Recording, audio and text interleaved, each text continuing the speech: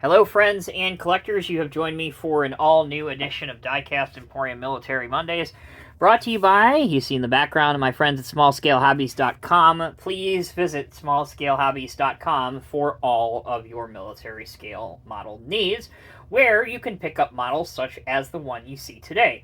This is the MiniTanks M108 105mm Self-Propelled Howitzer. This was one of the replacements for the M55 and the M52 guns back early on in the 1960s, 1950s era, very early on in Vietnam. This would eventually grow into what we know today as the Paladin, or the M109 Self-Propelled Howitzer system. But we got a little bit more to talk about before we get to today's stuff.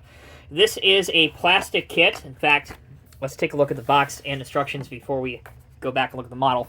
So there's the box. Again, you can pick this up from smallscalehobbies.com. There will be a link down in the video description. This is a very enjoyable and simplistic kit to do. You will have some parts left over, such as these. Now, I did paint mine in Tamiya olive drab, so it is a little bit more prototypical to the color that would have been seen in Vietnam.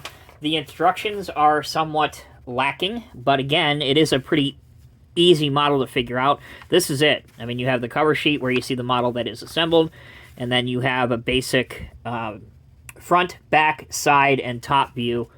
That's it. Nothing on the back. But again, very, very simplistic to put together and easy to do.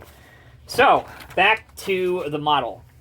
So here we go. We'll bring the spin table back out. I said earlier that this was a very early on version of this type of self-propelled howitzer or gun. They would update this throughout the next couple decades into the M110, the M109, and various other platforms. And the advantage of this type of weaponry is when you're on a forward operating base or a fire support base in Vietnam, for example, you can get a lot of firepower where you're taking contact from a fairly far distance. So, you can see that I did put some decals on. These decals do not come with the model, but they are prototypically correct from reference photos. You do have a 50 caliber machine gun. I left my commander's hatch open. You have another hatch here and another hatch here. A couple jerry cans, as well as you have these pieces here and here. These go down when the weapon is firing. It just gives it a little bit of extra support, kind of like stabilizer legs for a crane. Very, very similar, actually really the exact same idea there, just to support the vehicle. Other working features. Well, there's no wheels, so again, it's pretty much made to be a static display model, but you can rotate the turret around.